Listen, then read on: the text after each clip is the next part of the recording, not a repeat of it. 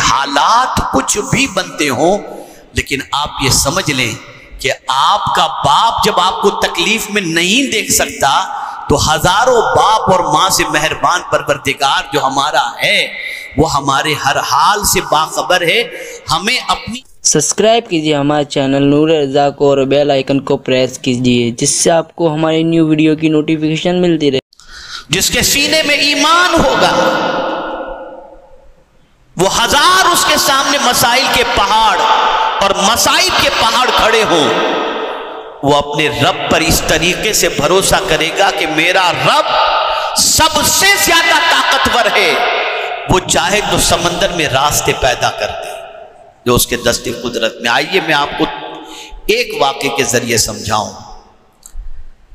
حضرت ابراہیم علی نبینا علیہ الصلاۃ والتسلیم کے لیے نمرود نے آگ جلائی.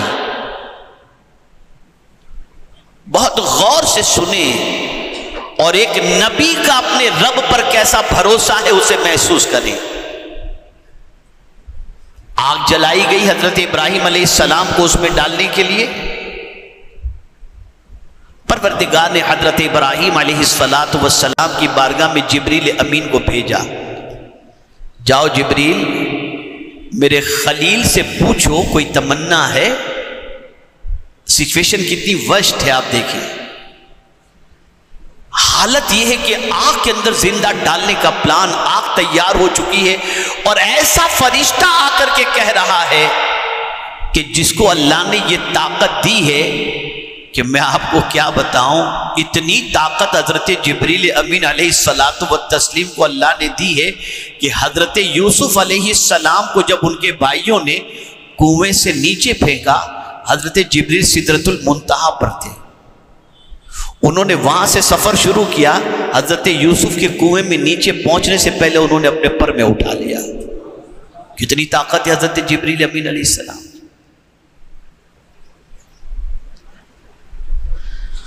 وہ حضرت ابراہیم علیہ السلام سے کہتے ہیں حل لک حاجت یا ابراہیم، اے ابراہیم تمہاری کوئی حاجت ہے؟ تو حضرت ابراہیم علیہ السلام سچویشن دیکھ رہے ہیں، پاورفل فرشتہ دیکھ رہے ہیں، پھر بھی کیا کہتے ہیں؟ حاجت تو ہے لیکن تجھ سے نہیں، تجھ سے کوئی حاجت نہیں. تو کہا ٹھیک ہے اپنے رب ہی سے اپنی حاجت پیش کر دیجئے. آپ مجھ سے نہیں کہہ رہے ہیں آپ کی حاجت، تو اپنے رب ہی سے کہتے ہیں. یہ ایک مقام ہوتا ہے محبت کے اندر کہ آدمی جب محبت میں بہت اونچے مقام پر چلا جاتا ہے، کوئی وقت ایسا آتا ہے انسان کی زندگی میں جیسے ہمیشہ ہمیں رونا اللہ کی محبت میں نہیں آتا، دعاؤں میں نہیں آتا، لیکن کبھی یہ کیفیت بن جاتی ہے کہ ہم اللہ کی محبت میں اتنے ڈوب جاتے ہیں کہ ساون بھادو کی طرح آنسو نکلنے لگ جاتے ہیں. تو ایک مقام محبوبیت ہے، وہ محبوبیت کے مقام پر انسان پہنچ جاتا ہے تو پھر مچلنے لگتا ہے اور اس کے ناز اٹھائے جاتے. تو حضرت ابراہیم علیہ السلام سے جب کہا گیا چلو اپنے رب ہی سے عرض کر دو، مجھ سے نہیں کہتے تو اپنے رب ہی سے عرض کر دو. وہاں بھی مچلتے ہیں حضرت ابراہیم، اس سے کیا عرض کروں، وہ تو مجھ سے زیادہ میری حالت سے باخبر ہے، مجھ سے زیادہ میری حالت سے باخبر ہے. یعنی کتنا بڑا توکل. اور اس وقت حضرت ابراہیم علیہ السلام کی زبان پر جو چیز تھی، جو دعا تھی، مفسرین فرماتے ہیں اس وقت حضرت ابراہیم علیہ السلام کی زبان پر یہ دعا تھی حسبنا اللہ ونعم الوکیل، اللہ میرے لیے کافی ہے اور وہ بہترین کارساز ہے. اب اس توکل کا نتیجہ کیا نکلا؟ دشمن نے آگ میں ڈالا اور اللہ نے آگ کو باغ میں تبدیل فرما دیا. تو طاقتور اللہ ہے، قوت والا اللہ ہے. بڑی معذرت کے ساتھ میں عرض کرتا ہوں، مومن کا جملے پہ توجہ چاہوں گا، مومن کا، آج کے مسلمان کا سب پر تو بھروسہ ہے، رب پر بھروسہ نہیں، رب پر بھروسہ نہیں. اپنے رب سے توکل مضبوط کریں، اپنے پروردگار سے پروردگار پر بھروسہ مضبوط کریں، ایسا توکل کریں، ایسا بھروسہ کریں کہ مجھے میرے رب کی ذات سے امید ہے کہ وہ مجھے ضائع ہونے سے بچا لے گا اور ہر مصیبت کے اندر میرا پروردگار میری مدد فرمائے گا۔ اگر انسان کا اللہ پر توکل ہو ناجائز دھندے نہیں کرے گا، انسان کا اللہ پر توکل ہو دشمنوں سے سانٹ گانٹ نہیں کرے گا، انسان کا اللہ پر بھروسہ ہو اپنا ایمان نہیں بیچے گا، انسان کا اللہ پر بھروسہ ہو تو انسان اپنی زندگی کو قانون الہی اور قانون رسول صلی اللہ علیہ وسلم کے سانچے میں ڈھال دے گا۔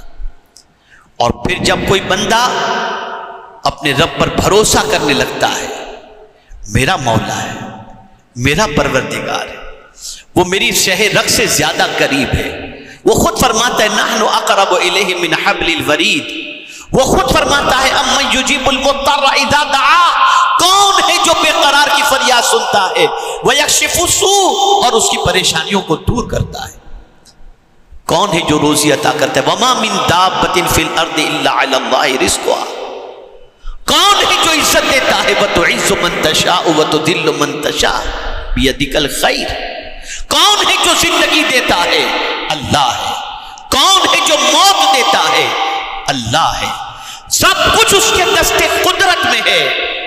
اور ایک آخری بات عرض کر کے میں آپ کی توجہ کو اور آپ کے ایمان کو پختہ کر دوں تاکہ آپ قرآن کی اس آیت کی روشنی میں اپنے رب پر بھروسہ کر کے کمزور نہیں، حضور کے فرمان کی روشنی میں طاقتور بن جائیں۔ آپ نے کسی منسٹر پر بھروسہ کیا تھا، اس سے آپ کے تعلقات تھے، کسی مالدار پر بھروسہ کیا تھا، اس سے آپ کے تعلقات تھے، کسی بہت بڑی پہنچ والے سے آپ کے تعلقات تھے، اس پر آپ کا بھروسہ تھا، لیکن وہ پرماننٹ زندہ رہے گا؟ اب جواب دیجئے، مجھے جواب دیجئے نا، نہیں نا، موت تو آنی ہے، آپ اس کے بھروسے پر کام کر رہے تھے، موت آ گئی، اب آپ کیا کریں گے؟ تو پتہ چلا جتنے انسانوں پر تم بھروسہ کرتے ہو وہ مر جانے والے ہیں، کوئی زندہ رہنے والا نہیں۔ ایسے پر بھروسہ کرو جس کو کبھی موت آنے والی ہے ہی نہیں، اور وہ ذات کون سی ہے؟ وَتَوَكَّلْ عَلَى الْحَيِّ الَّذِي لَا يَمُوتُ، اس اللہ پر بھروسہ کرو جو ہمیشہ سے زندہ ہے اور ہمیشہ زندہ رہنے والا ہے، جس کے لیے کوئی موت نہیں۔ اور جب کوئی اللہ پر بھروسہ کرنے لگ جائے تو قرآن کہتا ان اللہ یحب المتوکلین، کہ اس توکل اور بھروسہ کرنے والے سے اللہ محبت کرنے لگ جاتا ہے۔ یہ موضوع بہت سمجھنے کے لائق ہے، اور ایمان کی پختگی کے لیے حالات کچھ بھی بنتے ہوں، لیکن آپ یہ سمجھ لیں کہ آپ کا باپ جب آپ کو تکلیف میں نہیں دیکھ سکتا تو ہزاروں باپ اور ماں سے مہربان پروردگار جو ہمارا ہے وہ ہمارے ہر حال سے باخبر ہے۔ ہمیں اپنی اصلاح کرنی چاہیے، خود کو درست کرنا چاہیے، اور اپنے رب پر کامل بھروسہ کرنا چاہیے۔ بھروسے کا مطلب یہ نہیں کہ ہاتھ پہ ہاتھ دھر کر کے بیٹھ جاؤ، میں تو سویا رہوں گا، میرا مولا مجھے روزی عطا فرمائے گا، نہیں۔ اسی نے فرمایا محنت تم کرو اور پھر بھروسہ مجھ پر کرو، تمہاری محنت ضائع نہیں ہوگی، میں تمہیں روزی روٹی سے مالا مال کر دوں گا۔